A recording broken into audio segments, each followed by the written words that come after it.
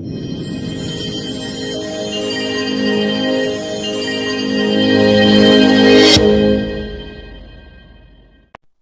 आप सभी का आपके अपने यूट्यूब स्वागत है। आज के इस सेशन में हम कक्षा 12 राजनीति विज्ञान का मॉडल पेपर नंबर 1 हल करेंगे, जो कि आपके आरबीएसई बोर्ड के द्वारा जारी किए गए।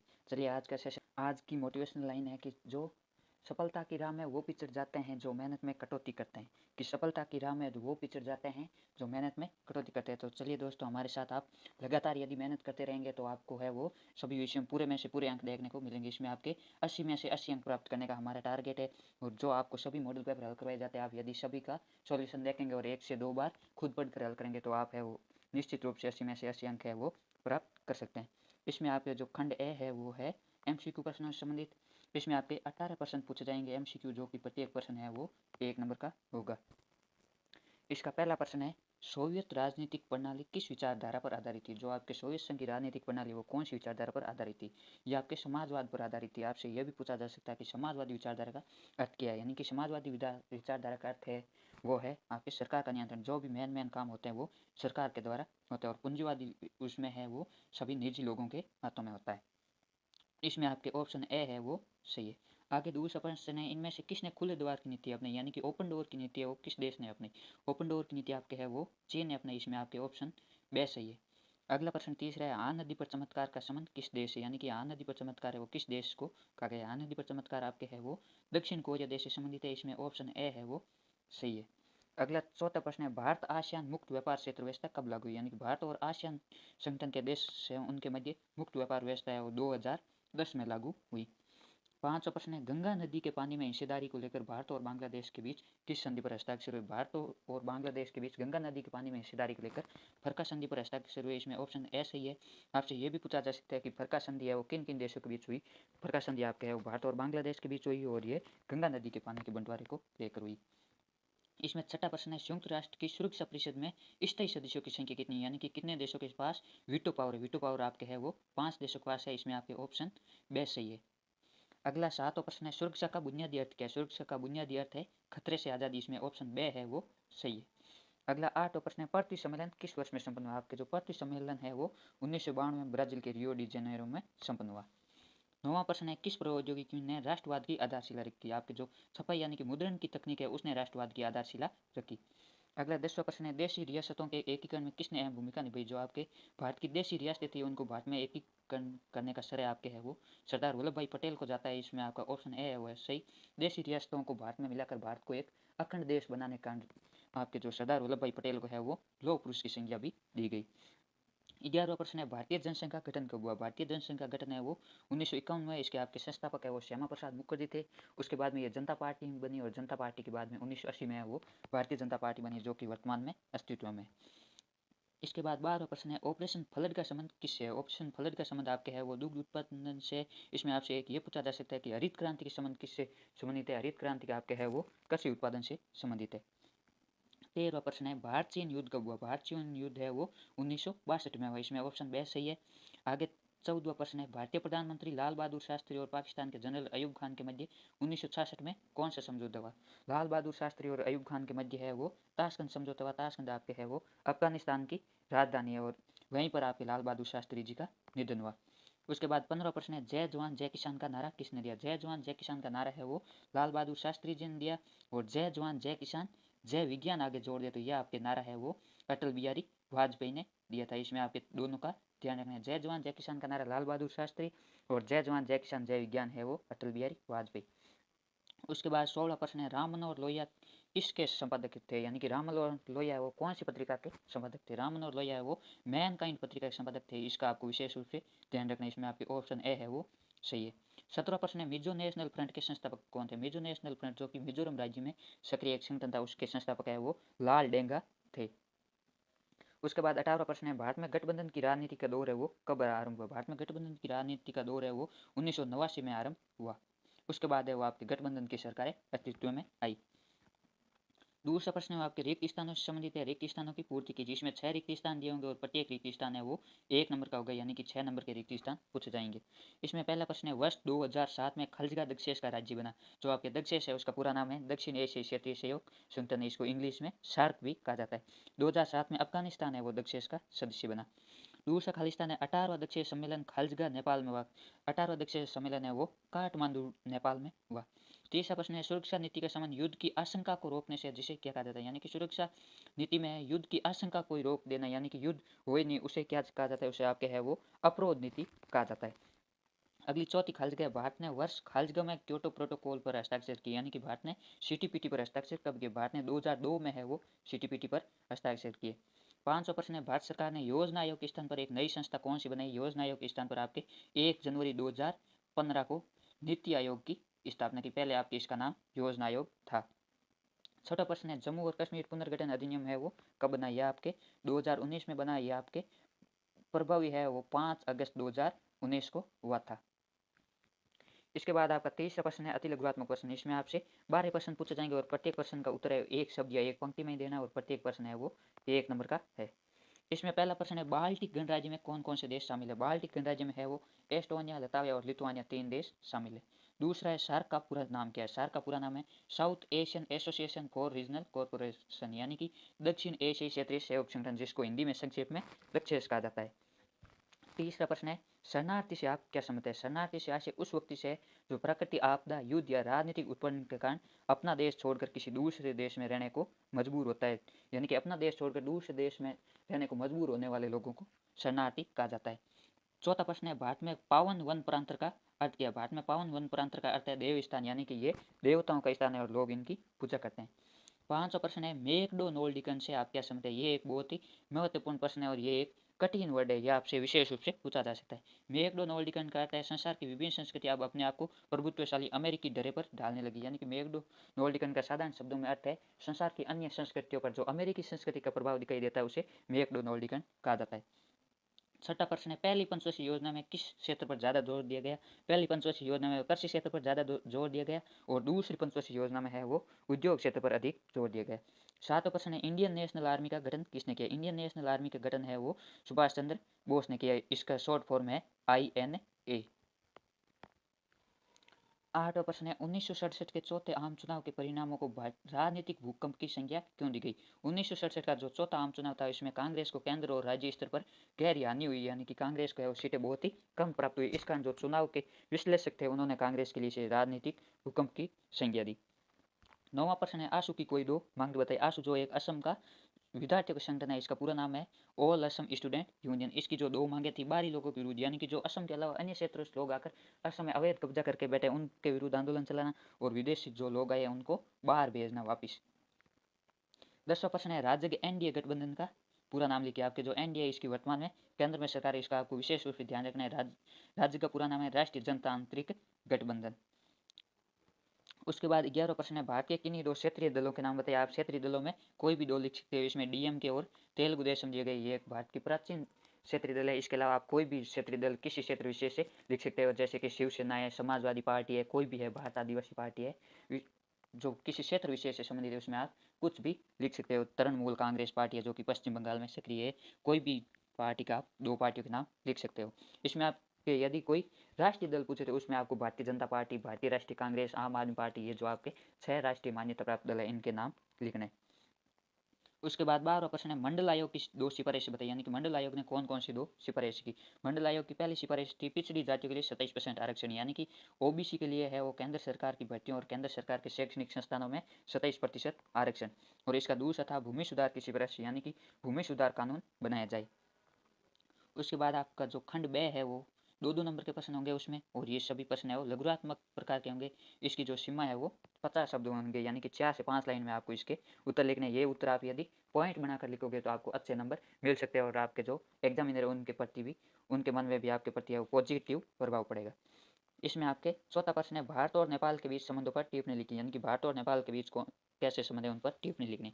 भारत और नेपाल के बीच मधुर संबंध है, दोनों देशों के बीच पारगमन संधि है जिसके तहत दोनों देशों के नागरिक एक दूसरे के देश में बिना पासपोर्ट वीजा के आ जा सकते हैं और काम कर सकते हैं। आपसे छोटे प्रश्नों में यह भी पूछा जा सकता है कि भारतीय नागरिक है वो किस देश में बिना पासपोर्ट और वीजा के आ जा सकते हैं, भारतीय नागरिक है वो नेपाल में और नेपाल के नागरिक है वो भारत में बिना किसी पासपोर्ट और वीजा के आ जा सकते हैं। दोनों देश व्यापार, वैज्ञानिक सहयोग, साझे प्राकृतिक संसाधन, बिजली उत्पादन और जल प्रबंधन ग्रिड के मुद्दों पर एक साथ है। और आपके जो नेपाल है वो भारत से जल मार्ग से जुड़ा हुआ है, नेपाल है वो भारत के कोलकाता पतन का है वो अपने अंतर्राष्ट्रीय व्यापार के लिए प्रयोग करता है, ये भी आप लिख सकते हो। 5वां प्रश्न है, एमनेस्टी इंटरनेशनल से आप क्या समझते हो? एमनेस्टी इंटरनेशनल एक स्वयंसेवी संगठन है। ये पूरे विश्व में मानव अधिकारों की रक्षा के लिए अभियान चलाता है। ये संगठन मानव अधिकारों से जुड़ी रिपोर्ट तैयार और प्रकाशित करता है। ये रिपोर्ट मानव अधिकारों से संबंधित अनुसंधान और तरफदारी में महत्वपूर्ण भूमिका निभाती है। यानी कि ये एक स्वयंसेवी एनजीओ संगठन है। ये पूरे देश में मानव अधिकारों की रक्षा के लिए वो पूरे विश्व में अभियान चलाता है। उसके बाद छठा प्रश्न है, भारत की सुरक्षा रणनीति के कोई दो घटक विस्तार से बताइए। आपके 2 नंबर का है, 2 घटक है, वो 2 से 4 लाइन में बताना है। भारत की सुरक्षा नीति के 2 घटक ये है, सैन्य क्षमता को मजबूत करना। अपने चारों ओर परमाणु हथियारों से युक्त देशों को देखते हुए भारत ने 1974 तथा 1998 परमाणु परीक्षण कर अपनी सैन्य शक्ति का विकास किया। यानी कि भारत के चारों तरफ जो देश है वो परमाणु संपन्न है, जैसे कि चाइना है, पाकिस्तान है। इस कारण भारत ने भी 1974 और 1998 में 2 बार परमाणु परीक्षण किए। यह आपको ध्यान रखना है।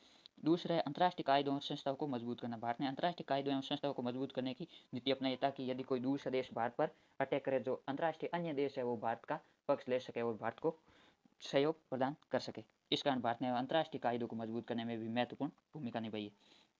अगला 7वां प्रश्न है, क्योटो प्रोटोकॉल से आप क्या समझते हैं? यानी कि सीटीपीटी क्या है? क्योटो प्रोटोकॉल जलवायु परिवर्तन के संबंध में विभिन्न देशों के सम्मेलन का आयोजन जापान के क्योटो शहर में दिसंबर 1997 में संपन्न हुआ। इसके अंतर्गत औद्योगिक देशों के लिए ग्रीन हाउस गैसों के उत्सर्जन को कम करने के लक्ष्य निर्धारित किया गया, जिसे क्योटो प्रोटोकॉल कहा गया। यानी कि ये जापान के क्योटो शहर में, इस कारण इसे क्योटो और प्रोटोकॉल, इसमें एक रणनीति बनाई गई कि जो औद्योगिक देश है उसमें ग्रीन हाउस गैसों का उत्सर्जन है अधिक होता है, उसको किस प्रकार कम किया जाए उसके आधार पर एक प्रोटोकॉल बना था। इस कारण इसे क्योटो प्रोटोकॉल कहा जाता है। और ये सम्मेलन आपके है वो दिसंबर 1997 में जापान के क्योटो शहर में हुआ। और भारत ने क्योटो प्रोटोकॉल पर है वो 2002 में हस्ताक्षर किए थे। 8वां प्रश्न है, हरित क्रांति से आप क्या समझते हैं? पहली पंचवर्षीय योजना में भारत में कृषि क्षेत्र में जोर दिया गया था। इसके अंतर्गत सिंचाई के क्षेत्र में निवेश किया गया तथा उन्नत किस्म के गेहूं व अन्य फसलों के बीज, रासायनिक खाद व सिंचाई की सुविधाओं के माध्यम से उनकी उत्पादक क्षमता बढ़ाई गई। इसी को हरित क्रांति कहा गया। यानी कि जो आपके रासायनिक खाद और सिंचाई और तकनीकी के माध्यम से कृषि का उत्पादन बढ़ाया गया, उसे हरित क्रांति कहा गया। इसमें आपके पहली पंचवर्षीय योजना में कृषि उत्पादन बढ़ाने पर विशेष रूप से जोर दिया गया था। 9वां प्रश्न आपके मिलान से संबंधित है, निम्नलिखित का सही जोड़ा मिले। इसमें पहला है, 1950-60 के दौरान भारत की विदेश नीति का लक्ष्य। 1950-60 के दौरान भारत की विदेश नीति का लक्ष्य था आपके क्षेत्रीय अखंडता और संप्रभुता की रक्षा और आर्थिक विकास। ब है, पंचशील। पंचशील क्या है? शांतिपूर्ण सह अस्तित्व के 5 समझौते। यह आपके भारत और चीन के बीच हुआ था। स बांडुंग सम्मेलन है, गुट निरपेक्ष आंदोलन। बांडुंग सम्मेलन के बाद में आपके गुट निरपेक्ष आंदोलन की शुरुआत हुई। ऑप्शन ड है, दलाई लामा, तिब्बत के धार्मिक नेता जो सीमा पार करके बात चलाए। इसको आपको एग्जाम में सीध में लिखना है। ए है इसका 1950-60 के दौरान भारत की विदेश नीति के लक्ष्य। इसका उत्तर है आपको इसके सामने यहाँ लिखना है, क्षेत्रीय अखंडता और संप्रभुता की रक्षा तथा आर्थिक विकास। प्रश्न संख्या 10 है, सिंडिकेट से आप क्या समझते हैं? ये बहुत ही महत्वपूर्ण प्रश्न है जो परीक्षा में पूछा जा सकता है।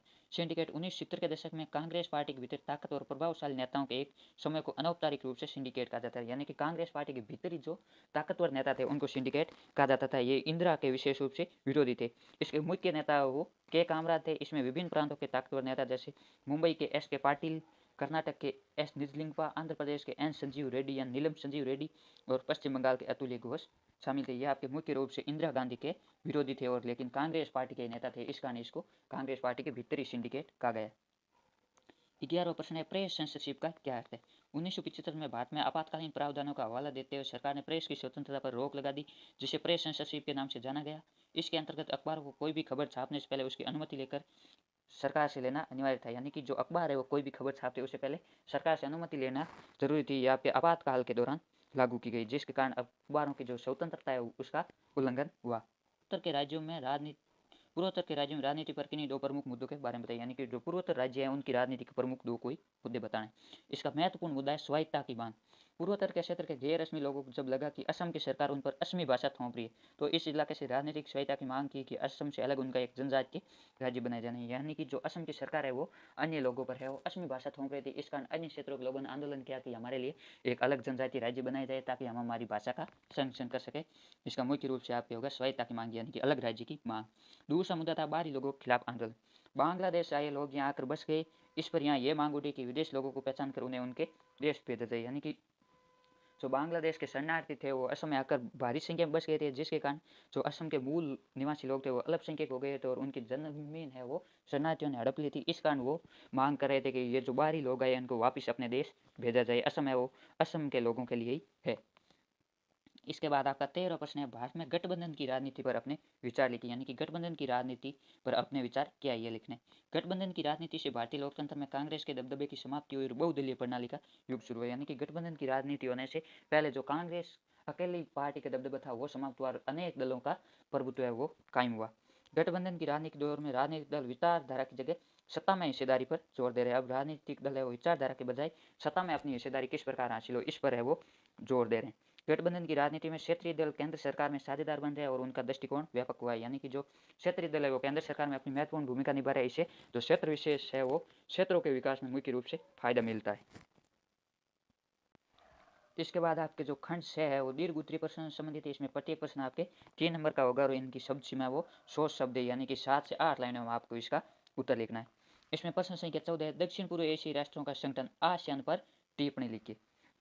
आसियान का संगठन, आसियान संगठन को नियम रूप से स्पष्ट किया गया है। इसके जो सदस्य हैं इसको आपको अलग अलग बिंदु बना के लिखना है। जैसे पहला बिंदु है सदस्य, दूसरा कार्यालय कहाँ है और इसकी प्रमुख संस्थाएं कौन कौन सी है। 3 नंबर का है, आपने 3 बिंदु बनाकर लिख दी। इसके सदस्य, आसियान की स्थापना 1967 को बैंकॉक जो कि थाईलैंड में स्थित है में 5 मौलिक सदस्यों इंडोनेशिया, थाईलैंड, फिलीपींस, मलेशिया और सिंगापुर द्वारा की गई। बाद के वर्षों में Brunei, Darussalam, Vietnam, Laos, Myanmar और कंबोडिया इसमें शामिल हो गए। इस प्रकार आसियान में वर्तमान में 10 सदस्य देश हैं। आपको इसको विशेष रूप से ध्यान रखना है कि आसियान की जब 1967 में स्थापना हुई तब इसमें 5 देश शामिल थे और वर्तमान में 10 देश शामिल है। आसियान का मुख्यालय जकार्ता इंडोनेशिया में और इसका अध्यक्ष है वो महासचिव होता है। यह आपसे पूछा जा सकता है कि आसियान का मुख्यालय कहाँ स्थित है। आसियान का मुख्यालय है वो जकार्ता इंडोनेशिया में है और इसका अध्यक्ष है वो महासचिव होता है। आसियान की प्रमुख संस्थाएं हैं विदेशी मंत्रियों के सम्मेलन, सचिवालय, आसियान सुरक्षा समुदाय, आसियान क्षेत्रीय सुरक्षा मंच, आसियान आर्थिक समुदाय तथा आसियान सामाजिक सांस्कृतिक समुदाय। इसके अथवा में आपके ये जो 3 और 4 नंबर प्रश्न पूछे जाएंगे इसमें आपके अथवा में दिए होंगे। यदि आपको ऊपर वाला नहीं आता है तो आप ये अथवा वाला प्रश्न भी है वो कर सकते हो। 1970 के बाद चीनी अर्थव्यवस्था में आए परिवर्तन पर टिप्पणी लिखी, यानी कि 1970 के बाद चीन की अर्थव्यवस्था में क्या क्या परिवर्तन आए। 1970 के बाद नई आर्थिक नीतियों के कारण चीनी अर्थव्यवस्था में निम्नलिखित परिवर्तन आए। कृषि के निजीकरण के कारण कृषि उत्पादों तथा ग्रामीणों की आय में उल्लेखनीय वृद्धि हुई। इससे ग्रामीण उद्योगों की संख्या बड़ी तेजी से बढ़ी, यानी कि चीन ने वो कृषि का निजीकरण किया जिसके कारण ग्रामीणों की आय में वृद्धि हुई। दूसरा है उद्योग और कृषि दोनों ही क्षेत्रों में चीन की अर्थव्यवस्था की वृद्धि दर तेज रही। तीसरा है व्यापार के नए कानून तथा विशेष आर्थिक क्षेत्रों सेज के निर्माण से विदेश व्यापार में उल्लेखनीय वृद्धि हुई। चौथा है चीन अब पूरे देश में विदेशी निवेश के लिए सबसे आकर्षक देश बनकर उभरा। चीन के पास विदेशी मुद्रा का विशाल भंडार हो गए। इसके दम पर वे दूसरे देशों में निवेश कर रहे हैं, यानी कि चीन ने अन्य देशों की मुद्रा प्राप्त करके अपने पास भंडार कर लिया, वे अन्य देशों में निवेश कर रहे, एक उभरती हुई आर्थिक शक्ति है। इसके बाद प्रश्न संख्या 15 है, भारत को सुरक्षा परिषद का स्थायी सदस्य बनाने के पक्ष में विस्तार से तर्क दीजिए। यानी कि भारत को वीटो पावर मिलना चाहिए। आप किस आधार पर कह सकते हैं कि भारत के पास ये योग्यता है और भारत को वीटो पावर मिलना चाहिए। इसमें आपसे पक्ष में या विपक्ष में भी तर्क पूछा जा सकता है कि भारत को वीटो पावर है वो क्यों नहीं मिल रहा है। इसमें आपसे पक्ष में तर्क पूछा गया तो यह है आपके, भारत विश्व में सबसे बड़ी जनसंख्या वाला देश है जहाँ विश्व कुल जनसंख्या का 1/5 हिस्सा निवास करता है। भारत विश्व का सबसे बड़ा लोकतांत्रिक देश है। ये बहुत ही महत्वपूर्ण बिंदु है कि भारत विश्व का सबसे बड़ा लोकतांत्रिक देश है, इसलिए भारत को वीटो पावर मिलना चाहिए। तीसरा, भारत तेजी से अंतर्राष्ट्रीय फलक पर एक बड़ी आर्थिक शक्ति बनकर उभर रहा है। चौथा है कि संयुक्त राष्ट्र संघ के शांति बहाल करने के प्रयास में भारत लंबे समय से ठोस भूमिका निभाता रहा है। भारत ने संयुक्त राष्ट्र संघ के बजट में नियमित रूप से अपना योगदान दिया है। इसका छठा तर्क है कि भारत ने संयुक्त राष्ट्र संघ के झंडे के नीचे कई देशों में शांति स्थापना के लिए अपनी सेनाएं भेजी, यानी कि संयुक्त राष्ट्र संघ यूएनओ के झंडे के नीचे अपनी सेनाएं अन्य देशों में शांति स्थापित करने के लिए भेजी। अन्य विश्व में शांति बनाए रखने में भारत ने विशेष योगदान दिया। सातवां, भारतीय संस्कृति सदैव ही अहिंसा, शांति और सहयोग की समर्थक रही है। इस कारण भारत को वीटो पावर है वो मिलना चाहिए। इसका तो हमें विश्व के राष्ट्रों को अंतर्राष्ट्रीय संगठन क्यों चाहिए स्पष्ट कीजिए, यानी कि अंतर्राष्ट्रीय संगठन की है वो आवश्यकता क्यों हुई। अंतर्राष्ट्रीय संगठन की आवश्यकता का एक महत्वपूर्ण कारण यह समस्याओं के शांतिपूर्ण समाधान हेतु अंतर्राष्ट्रीय संगठन सदस्य देशों की समस्याओं के शांतिपूर्ण समाधान में सहायता करते हैं, यानी कि जो अंतर्राष्ट्रीय संगठन है वो सदस्य देशों कोई आपसी समस्या होती है उनका समाधान करने में सहायता करते हैं। सहयोग के उपाय जुटाने में सहायक अंतर्राष्ट्रीय संगठन सहयोग करने के उपाय तथा सूचनाएं एकत्रित करने में मदद कर सकते हैं। तीसरा है नियमों तथा नौकरशाही की रूपरेखा। एक अंतर्राष्ट्रीय संगठन नियमों और नौकरशाही की एक रूपरेखा देता है और अपने सदस्य देशों को उन नियमों और शर्तों का पालन कराता है ताकि सभी सदस्यों को विश्वास हो कि आने वाली लागत में सबकी समुचित साझेदारी होगी तथा लाभ का बंटवारा न्यायोचित होगा। यानी कि अंतर्राष्ट्रीय संगठन मुख्य रूप से आवश्यकता इसलिए पड़ी कि सभी देशों पर जो नियम है वो समान रूप से लागू हो और सभी देश है वो इन नियमों का पालन करे, उन पर है वो नियंत्रण रहे। इसका चौथा कारण है शांति और प्रगति के प्रति मानवता की आशा का प्रतीक। एक अंतर्राष्ट्रीय संगठन शांति और प्रगति के प्रति मानवता की आशा का प्रतीक होता है। वर्तमान में संयुक्त राष्ट्र संघ यूएनओ इसका प्रतीक है और विश्व के अधिकांश लोग इसे एक अनिवार्य संगठन मानते हैं, यानी कि मानवता को बनाए रखने के लिए भी अंतर्राष्ट्रीय संगठन जरूरी है। इसके बाद आपका 16 प्रश्न है, सोशलिस्ट पार्टी पर विस्तारपूर्वक लेख लिखिए। इसके अथवा में भारतीय जनसंघ पार्टी पर विस्तारपूर्वक लेख लिखिए, यानी कि इसका इतिहास क्या है, ये कब बनी, इसकी राजनीतिक पृष्ठभूमि कैसी रही, इसकी क्या विचारधारा और वर्तमान में क्या स्थिति है। सोशलिस्ट पार्टी 1948 में कांग्रेस पार्टी ने अपने संविधान परिवर्तन किया ताकि कांग्रेस के सदस्य वो दोहरी सदस्यता धारण कर सके, यानी कि जो कांग्रेस के सदस्य है वो कांग्रेस के साथ साथ अन्य पार्टियों के सदस्य भी थे, यानी कि उनके पास दोहरी सदस्यता थी। इसलिए 1948 में है वो कांग्रेस पार्टी ने अपने संविधान परिवर्तन किया और एकल सदस्यता लागू की कि जो सदस्य वो एक ही पार्टी के सदस्य होंगे। फलतः कांग्रेस पार्टी समाजवादियों ने मजबूरन 1948 में अलग होकर सोशलिस्ट पार्टी का गठन किया। चुनाव में स्थिति, चुनाव में सोशलिस्ट पार्टी कुछ खास कामयाबी नहीं मिली। यद्यपि सोशलिस्ट पार्टी की मौजूदगी भारत के अधिकतर राज्यों में थी, लेकिन पार्टी को चुनाव में छिटपुट सफलता मिली, यानी कि कोई विशेष सफलता है वो चुनाव में नहीं मिली। विचारधारा, सोशलिस्ट पार्टी लोकतांत्रिक समाजवादी विचारधारा में विश्वास करती थी। इस आधार पर वे कांग्रेस अलग थी, क्योंकि कांग्रेस वे पूंजीपतियों और जमींदारों का पक्ष लेती थी। ये सोशलिस्ट पार्टी पूंजीपतियों का विरोध करती थी, यह निजीकरण के सख्त खिलाफ थी।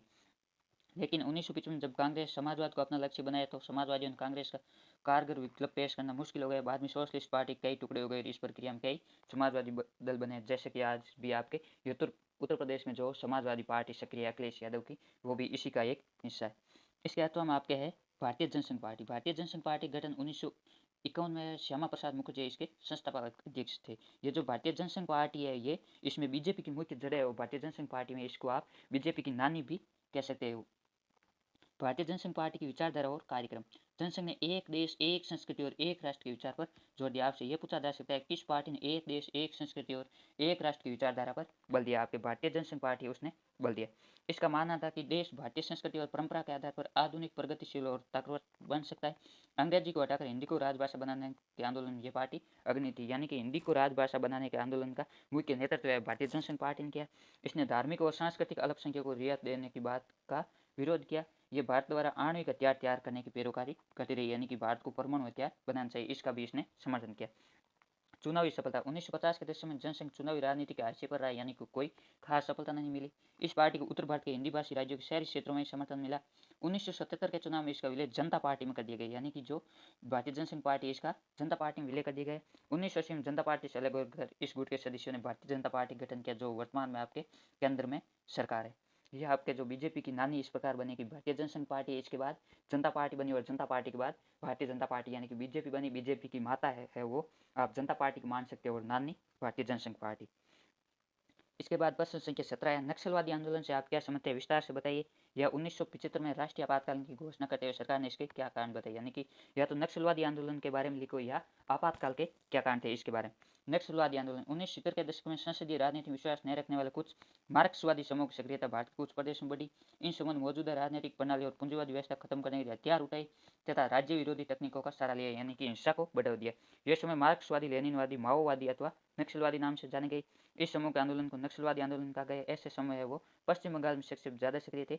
इस आंदोलन को नक्सलवादी आंदोलन नाम है वो इसलिए दिए गए क्योंकि ये आंदोलन है वो पश्चिम बंगाल के नक्सलवादी पुलिस स्टेशन से शुरू हुआ था, इस कारण इसको नक्सलवादी आंदोलन के नाम से जाना गया। इसके बाद तो हमें आपके आपातकाल के क्या कारण थे। 1975 में राष्ट्रीय आपातकाल की घोषणा करते हुए सरकार ने इसके निम्नलिखित कारण बताए थे। पहला है, सरकार ने कहा था कि वित्तीय आपातकाल के जरिए कानून व्यवस्था को बहाल करना चाहती थी, कार्यकुशलता बढ़ाना चाहती थी और गरीबों के हित के कार्यक्रम लागू करना चाहती थी। इस उद्देश्य से सरकार ने एक 20 सूत्री कार्यक्रम की घोषणा की और इसे लागू करने का अपना दृढ़ संकल्प दोहराया, यानी कि सरकार ने कहा कि वह आपातकाल के जरिए वो कानूनी व्यवस्था को मजबूत करना चाहती थी और गरीब लोगों का हित करना चाहती थी।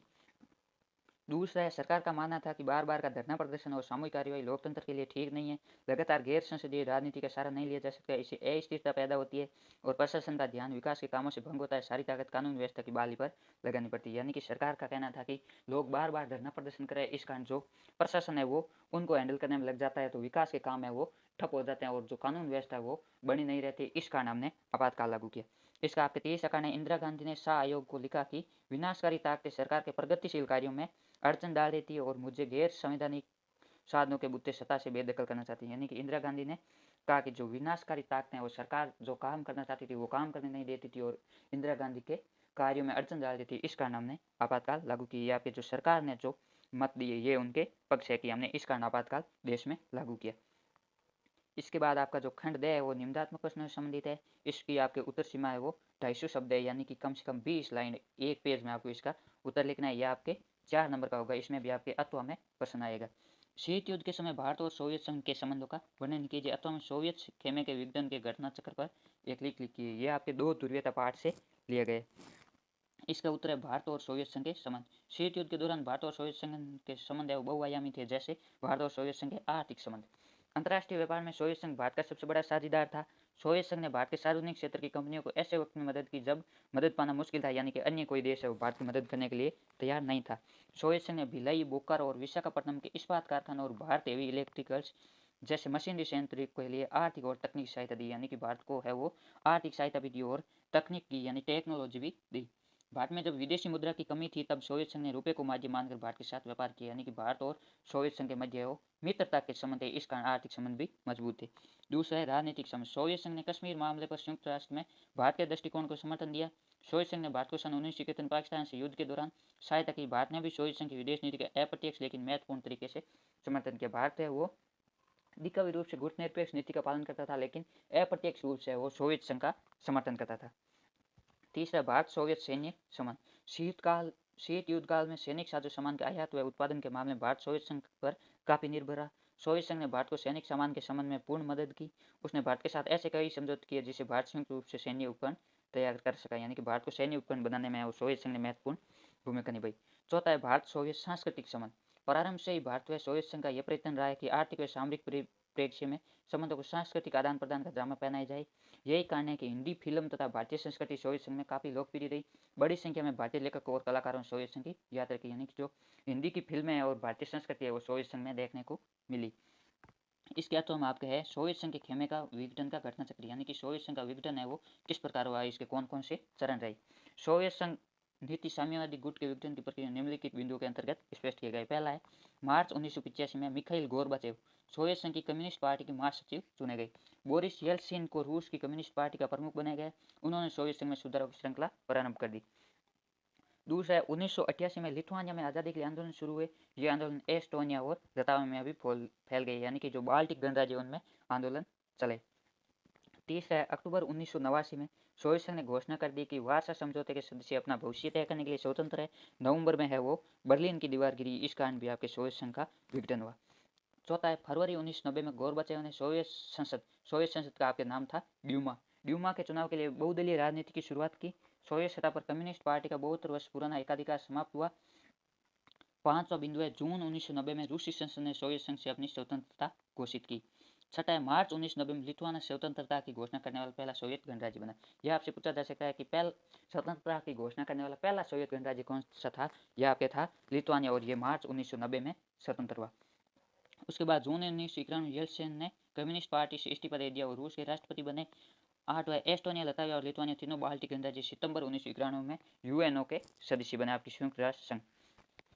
9वां दिसंबर 1991 में रूस, बेलारूस और यूक्रेन ने 1922 की सोवियत संघ के निर्माण संबंधित संधि को समाप्त करने का फैसला किया और स्वतंत्र राष्ट्रों का राष्ट्रकुल बनाया। आपसे यह पूछा जा सकता है किन राष्ट्रों ने स्वतंत्र राष्ट्रों का राष्ट्रकुल बनाया। रूस, बेलारूस और यूक्रेन ने।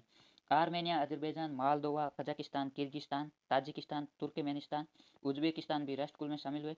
जॉर्जिया 1991 में है वो राष्ट्रकुल का सदस्य बना। संयुक्त राष्ट्र में सोवियत संघ की सीट है वो रूस को मिली, यानी कि जो शक्तियाँ थी वो रूस के पास ही थी, सोवियत संघ की संपूर्ण शक्तियाँ।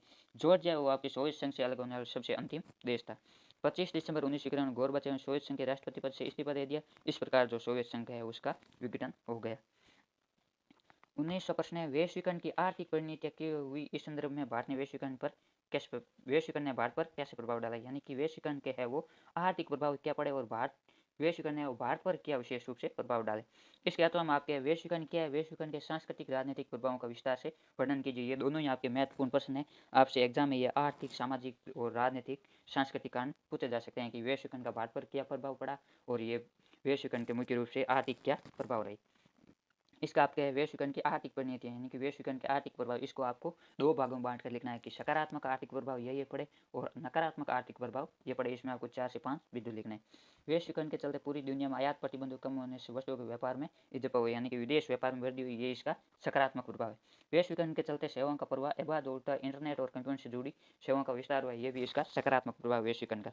आर्थिक वैश्वीकरण के कारण सरकारें अपनी सामाजिक सुरक्षा और जन कल्याण की जिम्मेदारियों से अपने हाथ खींच रही है। इससे सामाजिक न्याय से सरकार रखने वाले लोग चिंतित है, यानी कि जो निचले तबके के या पिछड़े लोग हैं उनको वैश्वीकरण से है वो नुकसान और सरकारों ने अपनी है वो जिम्मेदारी कम कर दी है। वैश्वीकरण का नकारात्मक आर्थिक प्रभाव भी पड़ा। कुछ अर्थशास्त्री वैश्वीकरण को विश्व का पुनः औपनिवेशीकरण का है, यानी कि जो विश्व के देश है वो पुनः दूसरे देशों के गुलाम होते जा रहे हैं, ये इसके नकारात्मक प्रभाव भी बताए जाए। पांचवा है विश्व में आर्थिक नीतियों के निर्माण में अब अंतर्राष्ट्रीय संस्थाओं जैसे विश्व बैंक, अंतर्राष्ट्रीय मुद्रा कोष और अंतर्राष्ट्रीय व्यापार संगठन और बहुराष्ट्रीय निगम आदि है वो शामिल होते हैं। ये इसका सकारात्मक प्रभाव है। इसमें आपको विशेष रूप से अंतर्राष्ट्रीय मुद्रा कोष, जिसका आपके शॉर्ट फॉर्म होती है IMF, इसका आपको फुल फॉर्म पूछा जा सकता है कि IMF का पूरा नाम क्या। IMF का पूरा नाम आपके होता है अंतर्राष्ट्रीय मुद्रा कोष, यानी कि इंटरनेशनल मॉनिटरी फंड। छठा है आर्थिक वैश्वीकरण से व्यापार में बढ़ी हुई देश को प्रगति का अवसर मिला, खुशहाली बढ़ी तथा लोगों में जुड़ाव बढ़ रहा है, आर्थिक क्षेत्र में देशों के मध्य पारस्परिक निर्भरता बढ़ी है। उसके बाद इसका आपके इसी में दूसरा प्रश्न है कि वैश्वीकरण का भारत पर क्या प्रभाव पड़ा। वैश्वीकरण के प्रभाव के चलते भारत में व्यापार हुए, विदेशी पूंजी निवेश क्षेत्र में उदारवादी व निजीकरण की नीतियों को लागू किया गया, विदेश पूंजी हेतु प्रतिबंधों में ढील दी गई तथा अर्थव्यवस्था के नियमन व नियंत्रण में सरकार की क्षमता में कमी आई, यानी कि सरकार की क्षमता है उसमें कमी आई और विदेशी व्यापार में वृद्धि हुई। यह आपके वैश्वीकरण है वो मुख्य रूप से आपके डॉक्टर मनमोहन सिंह की देन है, जिनका हाल ही में आपके 26 दिसंबर को निधन हो गए। वैश्वीकरण उदारीकरण ये उन्हीं के द्वारा दी गई नीतियाँ, इसके कारण भारत का जो है विदेश व्यापार बढ़ा है और भारत की आर्थिक क्षेत्र में विशेष रूप से उनका योगदान माना जाता है। वैश्वीकरण के कारण भारत है वो एक आर्थिक शक्ति के रूप में उभरा और विश्व में अपनी एक अलग पहचान बनाई है। तो हम डॉक्टर मनमोहन सिंह जी को सादर श्रद्धांजलि अर्पित करते हैं कि आपने भारत के आर्थिक क्षेत्र में इतना काम किया और ये जो हम पढ़ रहे हैं वैश्वीकरण, ये पूरा डॉक्टर मनमोहन सिंह जी की ही देन है। इसके बाद आपका दूसरा बिंदु है, इसके तहत सकल घरेलू उत्पाद दर विकास दर में तीव्र वृद्धि हुई है। विश्व के देश भारत को एक बड़े बाजार के रूप में देखने आते हैं। यहाँ विदेशी निवेश बढ़े, यानी वैश्वीकरण के कारण भारत में विदेश निवेश बढ़ा है, अन्य विदेशी कंपनियां भी भारत में लग रही है। रोजगार हेतु श्रम का पर्व बढ़ा है तथा पाश्चात्य संस्कृति का तीव्र प्रसार, यानी कि भारतीय लोगों को रोजगार मिला है, जो श्रमिक काम करने के इच्छुक थे उन्हें काम मिला और जो पश्चिमी संस्कृति उनका भी प्रभाव बढ़ा है। ये वैश्वीकरण के सकारात्मक और नकारात्मक आर्थिक प्रभाव। इसके अथवा में वैश्वीकरण क्या और वैश्वीकरण के सांस्कृतिक और राजनीतिक प्रभाव क्या पड़े, यह आपको बताना है। वैश्वीकरण विचार पूंजी वस्तु और लोगों की वैश्विक आवाजाही से जुड़ी परिघटना है, जिसमें इन प्रभावों का धरातल संपूर्ण विश्व है। इन प्रभावों की गति तीव्र तथा निरंतरता लिए हुए जो अंततः विश्वव्यापी पारस्परिक जुड़ाव पैदा कर रही है। वैश्वीकरण के सांस्कृतिक प्रभाव। वैश्वीकरण के सांस्कृतिक प्रभाव निम्नलिखित है। वैश्वीकरण के सांस्कृतिक प्रभाव आपको सकारात्मक और नकारात्मक दोनों लिखना है। इसमें आपको सकारात्मक पहले लिखना है। वैश्वीकरण कुछ सकारात्मक सांस्कृतिक प्रभाव पड़े, जैसे बाहरी सांस्कृतिक प्रभावों से हमारी पसंद नापसंद का दायरा बढ़ा है। इसके प्रभाव से परंपरागत सांस्कृतिक मूल्यों को छेड़े बिना संस्कृति का परिष्कार भी होता है। वैश्वीकरण से हर संस्कृति कहीं ज़्यादा अलग और विशिष्ट होती जा रही है। इस प्रक्रिया को सांस्कृतिक विभिन्नीकरण कहते हैं। यह आपसे पूछा जा सकता है कि सांस्कृतिक विभिन्नीकरण क्या है, यानी कि वैश्वीकरण के कारण प्रत्येक संस्कृति वो अलग और विशिष्ट होती जा रही है, इसे सांस्कृतिक विभिन्नीकरण कहा जाता है। वैश्वीकरण के कारण जो आपके नकारात्मक सांस्कृतिक प्रभाव पड़े वो है, वैश्वीकरण सांस्कृतिक समरूपता लाता है, जिसमें विश्व संस्कृति के नाम पर पश्चिमी संस्कृति ला दी जा रही है। कुछ देशों का आरोप है कि हमारी संस्कृति को विलुप्त करते हुए हमारे ऊपर जो पश्चिमी संस्कृति है वो थोपी जा रही है। ये वैश्वीकरण का नकारात्मक सांस्कृतिक प्रभाव है। वैश्वीकरण का विभिन्न संस्कृति अपने आप को प्रभुत्वशाली अमेरिकी ढरे पर डालने लगी, यानी कि जो विभिन्न संस्कृति है वो अमेरिकी संस्कृति के अनुसार चलने लगी। इसे यहाँ पे मैकडोनाल्डिकन कहा गया। इसे पूरे विश्व में संस्कृति की समृद्ध धरोहर धीरे धीरे खत्म होती जा रही है। जो प्राचीन संस्कृति है वो विलुप्त होती जा रही है। वैश्वीकरण के नकारात्मक सांस्कृतिक प्रभाव। इसके बाद आप आगे है वैश्वीकरण के राजनीतिक प्रभाव, यानी कि वैश्वीकरण का राजनीति या सरकार पर क्या प्रभाव पड़ा। वैश्वीकरण ने कुछ क्षेत्रों में राज्य की शक्ति को कमजोर किया, जैसे वैश्वीकरण के कारण राज्य की जगह अब बाजार आर्थिक और सामाजिक प्राथमिकताओं का प्रमुख निर्धारक रहा है, यानी कि जो आर्थिक क्रिया है उस पर मुख्य रूप से वैश्वीकरण का नियंत्रण हो गया। अब सरकार का नियंत्रण नहीं के बराबर है। वैश्वीकरण चलते पूरे विश्व में बहुराष्ट्रीय निगमों, यानी कि MNF मल्टीनेशनल फंड्स की भूमिका बढ़ी है। इससे सरकारों के अपने दम पर फैसला करने की क्षमता में कमी आती है, यानी कि बहुराष्ट्रीय निगमों की संख्या बढ़ने से सरकारों के निर्णय की क्षमता में वो कमी आई। वैश्वीकरण राज्य की शक्ति में वृद्धि की। वैश्वीकरण के फलस्वरूप अत्याधुनिक प्रौद्योगिकी, यानी कि टेक्नोलॉजी के बूते राज्य अपने नागरिक के बारे में सूचनाएं जुटा सकता है। सूचना के दम पर राज्य अधिक कारगर ढंग से कार्य कर सकता है। इस क्षेत्र में वैश्वीकरण का राज्य की क्षमता बढ़ी है, यानी कि वैश्वीकरण के कारण आपके राज्यों की शक्तियाँ कुछ क्षेत्रों में कमजोर हुई है, कुछ क्षेत्रों में बढ़ी, यानी कि सकारात्मक भी प्रभाव है और नकारात्मक भी प्रभाव है। हर चीज़ के जैसे सकारात्मक और नकारात्मक दो पहलू होते हैं, उसी प्रकार वैश्वीकरण के कुछ प्रभाव सकारात्मक है तो कुछ नकारात्मक भी है। उसके बाद आपका जो 20वां प्रश्न है वो भारत के मानचित्र से संबंधित होगा। इसमें आपसे जो प्रसिद्ध स्थान है वो विशेष रूप पूछे जाएंगे। आपके जो पाठ्य पुस्तक में जो स्थान आए उन्हीं में से पूछा जाएगी। ये आपके बहुत ही ईजी है, ये 4 नंबर लाने सबसे आसान है। इसमें आपको सिर्फ मैप में ये इसमें है, पहले मॉडल पेपर में जो बोर्ड ने जारी किया इसमें आपसे भारत के राज्य पूछे गए हैं। इसमें पहला है उत्तर प्रदेश, दूसरा मध्य प्रदेश, तीसरा महाराष्ट्र और चौथा गुजरात। ये आपके है वो कोई 5 क्लास का बच्चा भी है वो कर सकता है। उत्तर प्रदेश ये आपके यहाँ नेपाल के नीचे है और मध्य प्रदेश देश के एकदम बीचों बीच में और गुजरात यहाँ अरब सागर की तरफ, और गुजरात के जस्ट नीचे आपके है वो महाराष्ट्र है। इसके अथवा में भी आपके 4 स्थान दिए होंगे। यदि आपको ये ऊपर वाले स्थान नहीं आते हैं तो आप अथवा वाले कर सकते हैं। इसके अथवा में आपके है पंजाब, राजस्थान, असम और उड़ीसा। ये आपके है पंजाब है और राजस्थान के जस्ट ऊपर, और ये आपके राजस्थान तो आप सभी को पता ही है। उसके बाद आपके जो उड़ीसा है वो इधर बंगाल की खाड़ी की तरफ, और असम है वो इस पूर्वोत्तर भाग में है। यह आपका आज का सेशन था। इसमें आपके राजनीति विज्ञान के सभी 20 क्वेश्चन पूरे हुए, और आप हमारे चैनल पर जुड़े रहे। आपको इस वीडियो की इसकी पीडीएफ है वो हमारे टेलीग्राम ग्रुप में डाल दी जाएगी, और टेलीग्राम ग्रुप का लिंक है इस वीडियो के डिस्क्रिप्शन है।